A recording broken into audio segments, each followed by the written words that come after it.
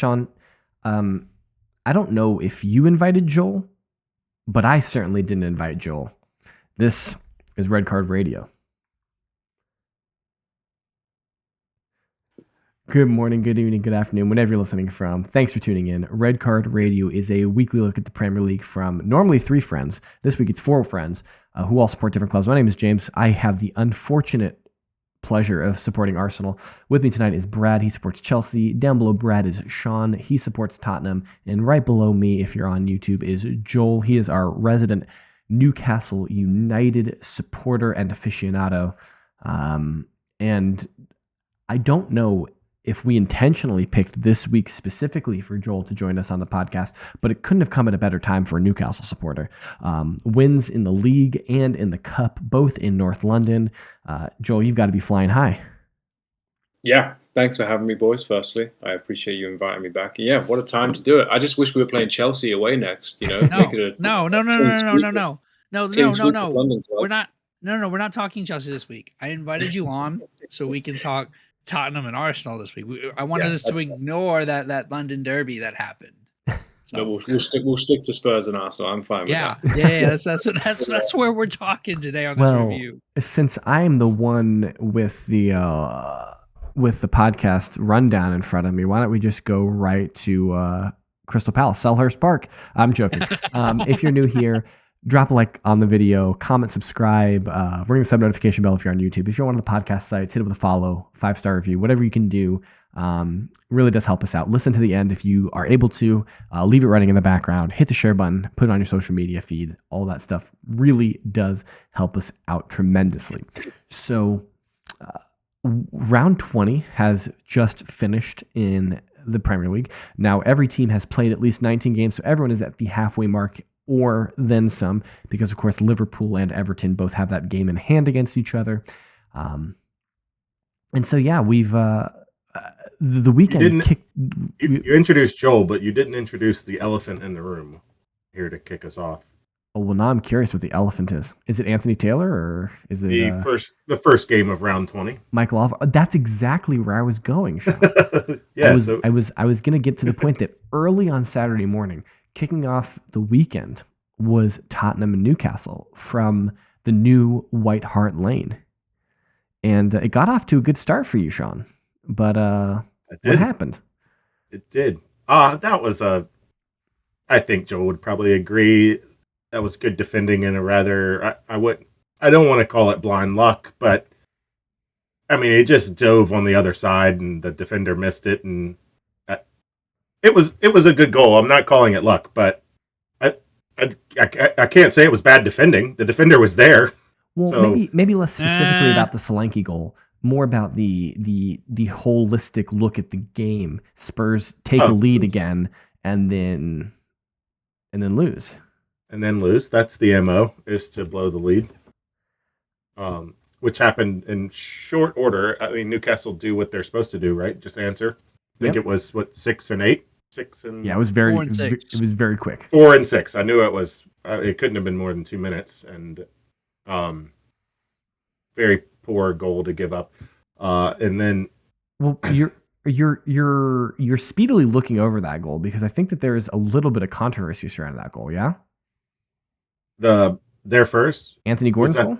That was the Joelinton handball one, wasn't it? Was that the handball goal? Yeah, that was the whole. Yeah. I didn't think it was a handball. It's hands down by his hip. I mean, it's not out. You can't be much more in a natural position, I don't think. It's point blank range. Joel's literally, even if he tried to move his hand out of the way, he couldn't. Yeah. The way that the game is these days, that's not a handball. Like, you can't call that a handball. James, they're boring. Hold on. James, they're boring. That's I want to throw some spice in here. So I agree that it is not a handball, but the fact that Newcastle got such a huge advantage off of it, like they got an advantage off of the handball, it should have been called back. Yeah, I think the thing about the handball law specifically is that if you read the law very literally, it doesn't matter if there's intent or not. if the ball strikes the hand, it's meant to be a dead ball situation. But, now, but there's a obviously, subset for in a natural position, right? Well, there has been interpretation in terms of talking about intent and yellow cards and red cards and things like that.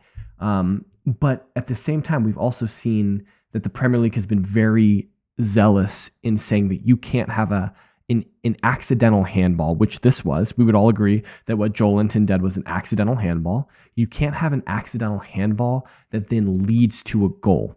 And so the question is whether or not this accidental handball was what led to the goal. If it had happened in the box, I think it certainly is chalked off. Would you agree with that, Joel? That if it happened in the Spurs 18-yard box, the goal would have been chalked off? I don't know. It depends what the play is after. If Joel Linton was the goal scorer, 100%, it's getting called back. It's Joel Linton in the arm. He carries the ball forward, shoots, scores. Yeah, writes off. There's two passes in between. Sure. Joel Linton passes to Bruno. Bruno passes to Gordon. Gordon dribbles, shoots, scores. Yeah. There's a passage of play after the handball or after the incident that I think there's enough there where the ref VAR aren't within their. It's not within VAR's limits to call it back after that. I don't think. I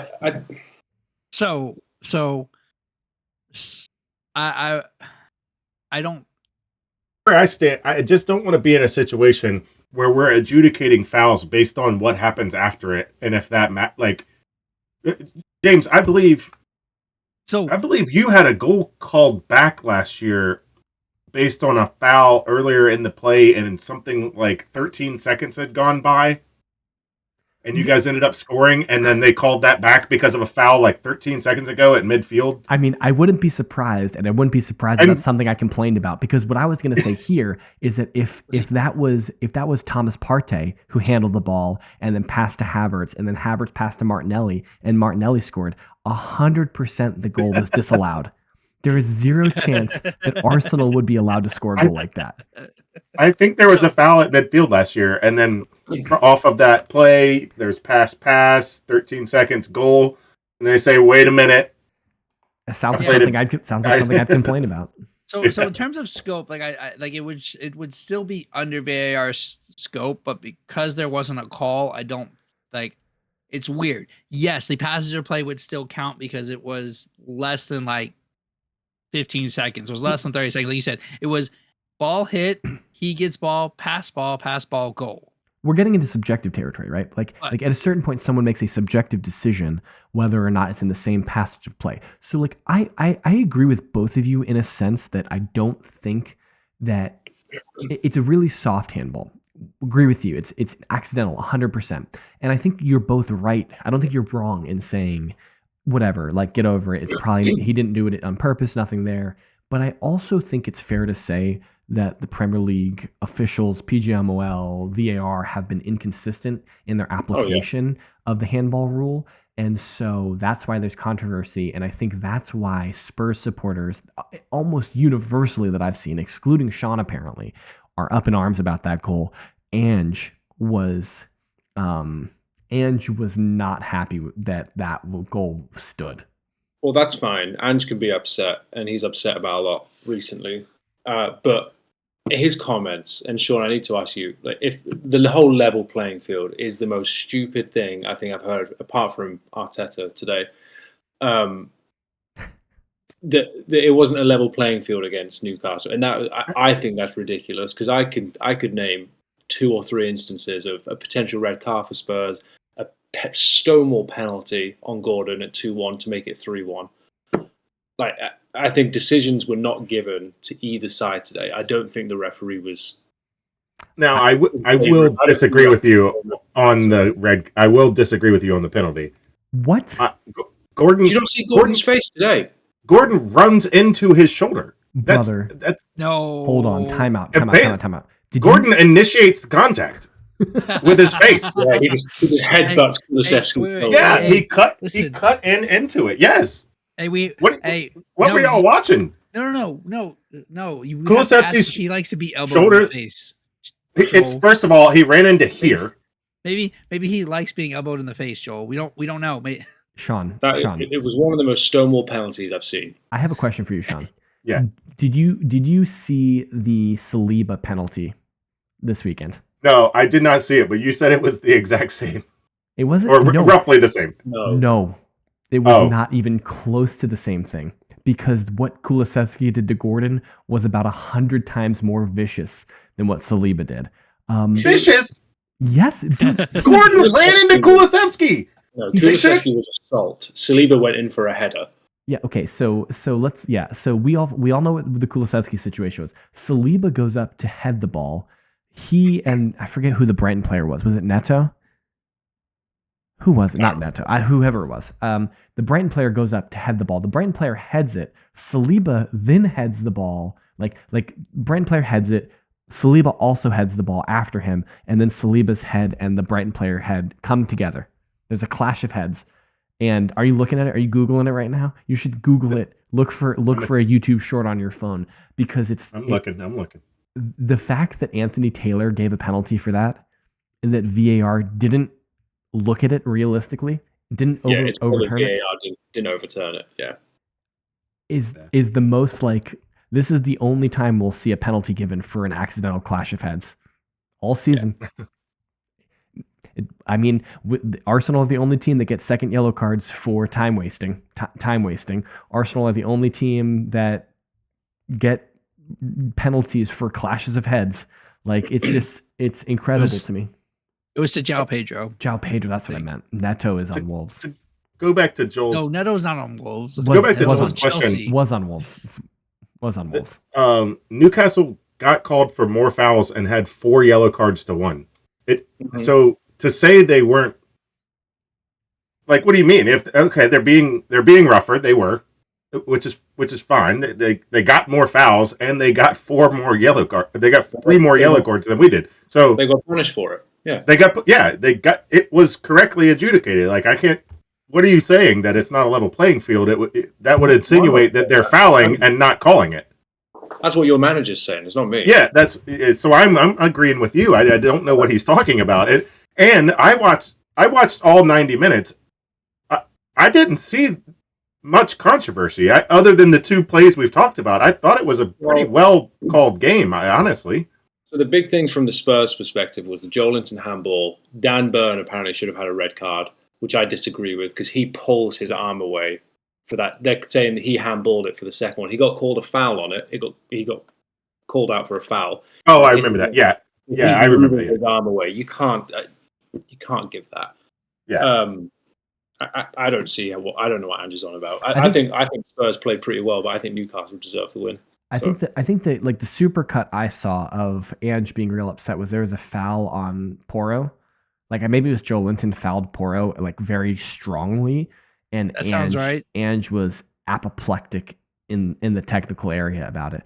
But I think this is less about Ange being specifically upset about this result, and I think it's just like the pressure is really, really starting to turn up on him, and that there is a lot of uncertainty about whether or not he is the right person for this Spurs job, whether or not he's a good fit for Spurs, whether or not like I think that there's a legitimate question about whether or not he lasts to the end of the season. So it all rides on the Carabao Cup at this point. So Joel agrees with me. So Sean, I said this last week. If this was an L, does Ange make it to the second Carabao Cup game? No, I'm Team Ange. Right. I'm not. Look, Ange in. Ange is a great coach. I'm on board. Right. So does he make it? I don't know. Levy's an idiot, so who knows? Unpredictable. The story is they are backing him in the transfer market, which means he's probably gone February 1st. With a goalie and a forward. We have a second string left back and a midfielder playing center back right now, and he's worried about what discount forward I can get off of PSG. Like, get your head in the right area. Let's sign a bleeping center back. In Levy's defense, signing quality center backs is exceptionally difficult. Especially in January. Identifying a high quality center back and then signing them is an expensive game unless you're buying a youth product who you're going to cultivate for 2 years or 3 years, and then they turn into Gabriel Mongalas or William Saliba. Like Arsenal bought them 3 years before they started providing seriously meaningful minutes for Arsenal. That's, to be fair, that's what he's already done. The investment is Dragusin, who's 23. The investment is Ashley Phillips, who's on loan at Stoke right now and playing well. Yeah, and then the 18-year-old that's going to come in the summer, that's Vuskovic. Yeah, so that's the investment. Yeah, but no. So we bought him from a Croatian team who has him on loan in Belgium. So it would be extremely hard to bring him back. They've got to talk the Croatian team into recalling him on loan, pay for that for whatever the Belgian team. There's just a lot of that's not going to work. And permits. Work permits are now an issue. And work permits. He's 17 now. He'll be 18 when he comes. So then I'm sure there's that he may not even have work pits. I'm not sure how the 18-year-old works at going to England. I don't know. It'll be more difficult now that they're out of the EU. And so the problem is like, do they drop 65 million on a center back this summer who is 65 million on a center back in January who's worse than both Romero and Van de Ven? To be honest, who's going to go? And no disrespect to Spurs at all, but who's going to move in January to go to Spurs who are 12? He would not do it because of who he is, but like a player like this, we need someone that when everyone's healthy, they understand that they're behind Romero and Van de Ven, or at least challenging them for their spot. Go get someone like Johnny Evans. I know he's not going to leave United, but like put a stopgap, put a veteran in there that knows their time is done. Somebody who can get the job done for a little while and then is okay not starting. I know Johnny Evans is not going to leave United, but Ledley King out of retirement. At this point, at somebody, I'm sure Sol Campbell could now I will shift. Michael Dawson, Jonathan Woodgate, get them all back. I will say, going back to the game, Spence looked perfectly capable at center back for the stint, because once Dragusin came out, Gray stayed at center back. Spence moved into center back, and they put Reguilon on. And Spence looked capable. I felt okay with him back there. I mean, you guys didn't score after that, so that's a feather in his cap. But I was impressed with your keeper. I thought he had a good game. He had a very good game. Yeah, for being his first ever appearance. I thought at some point we would have put him in a cup game or something. But Brandon Austin did really well. And then my final point on the game is Newcastle would not have won without Sven Botman at the back. That was his first game back in 9 months or something. Played 90 minutes, came off at the very end with cramp. It's like he never left. Yeah, he was unbelievable. And the same in the cup game, which we'll touch on in a little bit. He was a rock against Arsenal. He's. Oh, we are. Yeah. Before we get to the cup game, I do want to get your thoughts, Brad, quickly about Palace. Draw away to Crystal Palace. Selhurst Park's a difficult place to play, I think. I think going away to Crystal Palace is a difficult match. And Crystal Palace now is certainly a lot better than they were at the beginning of the season. So I don't necessarily think this is a bad result per se. When you look at it coming into the season and you look at the schedule before any games were played, I'm sure Chelsea look at that and say, yeah, maybe in our current state of draw, a 1-1 draw away to Palace isn't necessarily terrible. But because you guys have started the season so well, how do you feel about this draw? I mean, it sucks. Like it doesn't feel like it does, right? Like it's an 82nd minute goal. We take Nico off, who Nico presses better than Goy. We put on an 18-year-old striker to get him some minutes because like he probably deserves minutes. And we're like, oh, cool. It's the last 10 minutes of the game. We'll do it. And then they get a goal, right? Like that's been the story of these past like 3 games. Oh, we're great. Goal. But shout out to Achampong, the 18-year-old, was our best player on the field. First game starting too as a defender for Chelsea, huh? What position does he play? Right center back. Right center. Okay, got it. Yeah, he's played right back in the Conference League for us, but he partnered Levi Colwell, and I think they did a pretty good job. I think Achapong was better than Colwell, actually. He had some runs forward, had some really good passes, very calm on the ball, which, like, your first game, and it's at Sellers Park, to your point, it's not exactly an easy place to play. There's not really an easy place to play in the Premier League, but yeah, no, 100%. This is disappointing that we didn't win, and we just perpetuate ourselves on these games that like should be easy points for us. So, been a bit of a run for Chelsea, but bad run recently. Haven't won in quite a few games. I mean, last Premier League home win, Premier League back in like, early December. We haven't won since I said we were gonna take 18 points from the last 6 games. We haven't won since. That's true. You are currently on 2 of the 9. 2 out of 12. 12. Yeah, it's 12. Yeah, it is 12. Yeah, it's not looking good. Can we get another? Where's these international breaks? Can I get another one of those? Yeah, in March. Arsenal, another draw away. This is at Brighton. Which I called on the pod and you called me crazy, even though you predicted it as well. I called it last week. Yeah, I called it last week. You're like, no, you're wrong. We're winning this game. But then you thought about it and said, oh, Brad was right. I know. I thought about it and said, man, all of our players are injured. Brad's right. So, and apparently the illness that's going around London that has affected Spurs affected Arsenal before you guys, but it's a frustrating draw. You guys, I mean, obviously I'm annoyed by the penalty. I think it wasn't a penalty. I think that VAR did us dirty and that we won't see another penalty for a clash of heads, an accidental clash of heads again this year in the Premier League. But we absolutely have to talk about Liverpool, Manchester United. Yes. Liverpool 2, Manchester United 2. Lisandro Martinez with a worldie.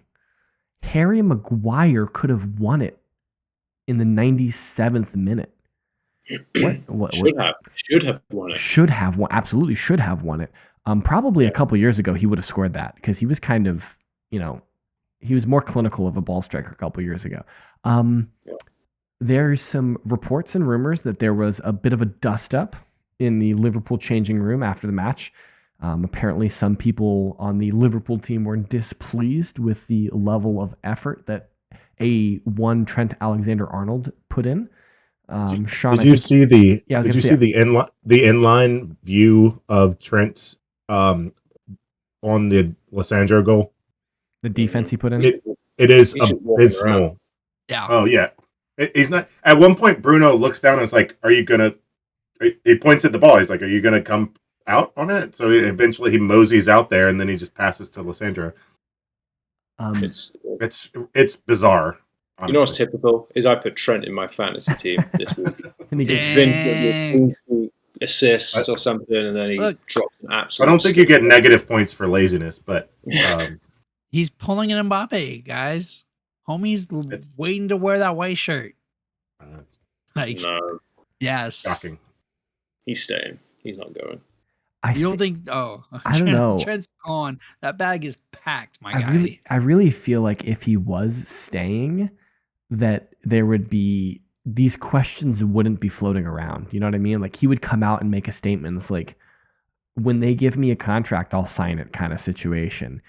I mean, yeah, Salah's making the same. Salah's making the statements. Nope, this is my last year. I want to win the Prem for Liverpool one last time before I leave. Okay, I think Mohamed Salah's comments have been taken slightly out of context because he says, I'm operating like it's my last year because my contract expires in 6 months. He's not definitively saying I'm leaving. He's saying my contract expires in 6 months. I think he would rather stay.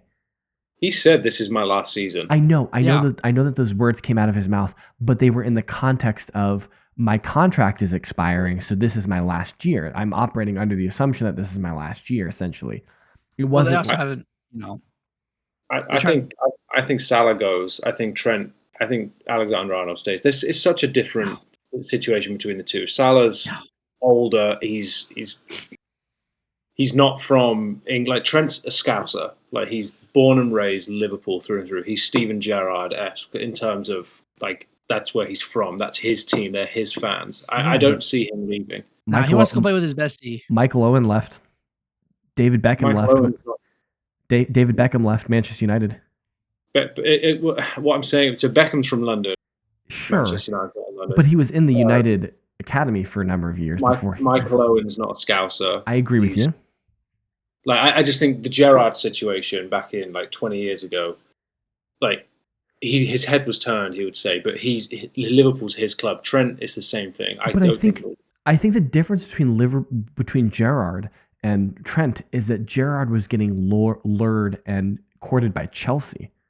Mm-hmm. And so that's a bigger betrayal because you're going to this new upstart club in London and you're turning your back on your team when they're going through a difficulty. That's a fair point. Whereas Trent has won the Premier League, has won the Champions League. He's achieved those things with Liverpool, and now he's going overseas.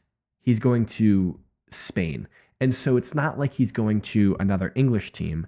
I think it's easier for him to justify internally that I'm not turning my back on Liverpool. It's just that this chapter in my life is complete, and so I'm going to do something new. Whereas Gerrard going to Chelsea would have been a betrayal in a sense. It would have been. No, absolutely. So I see that. I just think that. Firstly, I don't think Trent's good enough defensively for Real Madrid. I don't think. What do you think for their 2 games against Barcelona and Atleti? Like, who's in the Spanish league? But I just think that Trent is. I'll be surprised if he leaves, but then what does it mean if I'm surprised? You know what I mean? I think I've mentioned this before, right? In that, like, there's levels, right? Like, if Real or Barcelona call, there's a lot of players that are going to answer that call, right? Like, it's Real, Barca. It used to be United before they fell off the cliff of the earth, and Liverpool might be on that list, but I think you putting Real and Barca as like the S tier. If they call me, I'm going. I mean, I don't know why anyone would answer a phone call from Barcelona right now. But I mean, you're not going to get paid. They're probably dialing for dollars. They're probably like asking for a donation. You have a collect call from Catalonia. Do you accept? Before you guys, that red and blue shirt worked. Like, that red and blue shirt is a trademark thing. I don't disagree. That white with you. Real Madrid shirt is a real thing. Not that Liverpool is necessarily like a worse team, but in terms of like brand and like where you want to be. No one disagrees. Sorry, I'm going to Real. Yeah, no one disagrees with you that Madrid have pull, that Barcelona have pull, that Bayern Munich have pull, that AC Milan to a certain degree have pull, Inter Milan to a degree have pull. So I don't know if Juventus still have that anymore. Maybe they do, depending on the player. I think that Trent leaving would be good for him and would be good for England, like national team. I think it would be bad for the Premier League, though. I think he is one of the most talented players in the league. Like, what he can do with the ball. I'd love him to stay. Yeah, but he wants to go play with his bestie. I'm okay. Dude. I'm okay with him leaving. If it makes Liverpool worse, I'm okay with it. Me too. I'm all about this. Let's get him out the league. Yeah, Sean. Okay. Two points to make on this. You guys forgot one going out of contract, which is Daniel Levy on the phone to Virgil van Dijk, who's expiring. It's now January. We can negotiate the free transfer. No. Nope. You can't, because you're in England. If you were in France, if you're outside of England. What if Levy's in France at the time? Wait. Do you guys have a? Hey, listen. Hey, Chelsea has a French club. We could make this work. Okay. All right. The other thing.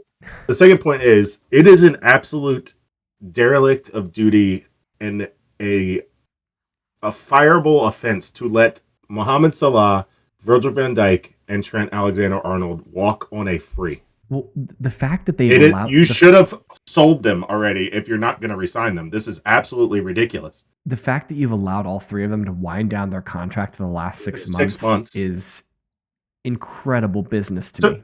So to the point of the first point, Trent can just sign a contract with Madrid starting in the summer, right? Yeah, starting today. He could sign a pre-contract agreement with. I mean, he could sign the contract. He'll just go in August or go in July or whatever. Correct. Yeah. Yes. Yeah. So, like, the fact that you've made it to this point, like, it was yesterday or the day before Son signed an extension, just so we could say it was just let's sort it out. Wasn't it a contract? It's a 1 year. It was a club option. It was a work. Oh, was it? Yeah. I saw that club extended Son, so I assumed that it was. I think the exact tweet was, "We're pleased to announce that we've triggered a 1 year contract extension." But still, you get that extra year. Do you want to be here? Do we want you here? And then we'll sell them in the summer if the answer is no to either of those questions. Yeah. Quickly before we get out of here, Joel, we have to address the Carabao Cup game between Arsenal and Newcastle, the first leg of the semifinal from the Emirates. So Newcastle have had quite a busy week in North London. Newcastle are victors 2-0. So that's quite a tidy result to be bringing back to Newcastle. I think it's in like 3 or 4 weeks when the return leg is. Yeah. I think that you guys were deserved winners. I think my read on the game is that Newcastle were clinical finishing, and Arsenal were very wasteful. And that I think it was a fairly even. I think it was a fairly even game. I don't think Newcastle dominated Arsenal. But I don't think Arsenal dominated Newcastle. I think Arsenal had a lot of the ball towards the end of the game because Newcastle were already up 2-0. But played great defense. Were very resolute, and Arsenal just couldn't finish. Yeah, I think that game could have carried on another hour and Arsenal would have scored. I think it was that type of game. Yeah, probably. Newcastle defended for their lives. They took the chances when they came. 2, I don't want to say scrappy goals, but poacher finishes. I mean, the first one, Isak, right place, right time. Did you see that he physically 2-hand shoved Odegaard out of the way? Did you see that? I did, and I honestly, in the Premier League, that probably gets chalked out. Honestly, probably gets called back. I disagree with it. If that happened if that was an goal against, I'd be like, oh, that's annoying, but fair enough. Going back to the last time that you guys played last year, that is, his hands were just simply on his back. I think Odegaard needed to sell it more. If he had fallen over, then VAR. I know he didn't. I didn't even notice until I saw it on Twitter after the game. It was a good shove though. It was a good. Shove. I made that argument for Kane many times. I know he gets because he was the penalty taker, he gets the penalty merchant claim. Although he did not win all those penalties, but if Kane would have just gone to ground more, we could have had so many more penalties, but he refused. He would try to keep his balance every time. And I'm like, just go down. Just every time he's trying to keep his balance and get the shot off. And I'm like, dang it, dude, we could have had a penalty. Just go down. We got fouled. Gordon's in the right place at the right time for the second to put the tap in. So, yeah, I think that, it's for Arsenal, it's what everyone, it's like a broken record, but they need a proper striker. Havertz misses a sitter that Isak puts in. It's funny. I saw on Twitter, X, whatever, a bunch of memes about Isak scoring. It's like Arsenal celebrating Isak scoring, but then realizing it's against Arsenal because everyone's always like, Arsenal need to sign Isak. But no, I wasn't expecting Newcastle to win. I thought it would be a close game. I thought Arsenal might nick it, to be honest, and then Newcastle will go on and win at St James's under the lights. But I think Newcastle get into the final now. It's not done, obviously, but I can't see Arsenal turning around at St James's a 2-0 deficit. One of the pundits said after the game that no team has taken a 2-0 lead into a second leg of a cup final, with the second leg being at home and then lost, not made it to the final. So I would not. Actually, I am not a betting person, but it might be worth it to put $10 on Arsenal progressing. You might make a lot of money. I don't know. I'll happily use $10 with that bet if Newcastle making it. Yeah, but no, I thought honestly Arsenal were good going forward, but they could not finish, and Newcastle just defended for their lives. Yeah. They actually went 5. The formation was 5-5-0 most of the second half because Isak came off, just managing him. So, but good win. I think Newcastle deserved it, like you said. So I kind of agree. Now I know that you took issue with what Arteta said after the game about the cup ball being very different than the Premier League ball, right? I don't know if I took issue. I think it's more humorous. I think it's just. So let me present to you my defense of Mikel Arteta in this moment. Go on. I think that Arteta laid into the players and told them. I mean, if you remember All or Nothing from 3 years ago after the FA Cup match when they went out and he's talking about standards and like it wasn't enough, you have to give more. I fully believe that that's what he said to the players in the training, in the dressing room, and that he lit up Martinelli, that he lit up Havertz and was like, you can't not score those opportunities. I fully believe that's what he said to them. But I also think Arteta is a very good man manager and goes out to the press and says, look, man, if those were Premier League balls, they score them. They're different balls in the cup. And so, yeah, the balls are different, so it's harder. And so the boys just missed it. They tried their best. It was something that it was just, if the balls were just different, they would have scored. And so what I think happened is that internally, Arteta was furious. And externally, he tried to protect his players. That's what I think he was doing in that moment. What's wrong with saying to the media, my players weren't good enough tonight? Because then the question is, well, if Kai Havertz isn't good enough, you why haven't you signed a center forward? Well, he's not pinpointing Kai Havertz. Just saying the team we weren't good enough tonight. Simple. Sure. I think that this just deflects the blame enough to say to not have those questions crop up. You know what I mean? He's now the story, not the player. Well, the player's performance is still the story because Havertz missing that sitter, Martinelli off the post, but. Now it's more of, Arteta being stupid and funny with this. The balls are different. I don't think it's going to work. If it's mind games, I don't think it's going to work. I don't think it's mind games. I think it's really just turns into Jose calling out the players. Like that was Jose's MO. The players weren't good enough. Yeah, I coached well enough. That's what it sounds like. Is I coached well enough. The game plan was great. Players didn't do it. It's what Ten Hag would do, and we all think Ten Hag was awful. Yeah, so that he's trying to avoid being that. Yeah, I think he's really just trying to make it a non-issue and try and deflect and to protect his players publicly. If it were my club, I feel like I would. If Newcastle lost, I'd want Howe to come out, and I think he would come out and just say, collectively, myself included, not good enough. We need to improve. Well, to be fair, I didn't see all of Arteta's post-game comments. I know that he said things like Newcastle were clinical in the final moments, and we weren't clinical enough. And in those crucial moments, you have to be clinical. Yeah. I know I read that comment. I haven't seen all of his comments in totality. I saw that one, the memeable one, because it was funny, and he's talking about the game balls, and so it ends up on X, and we hear about it. But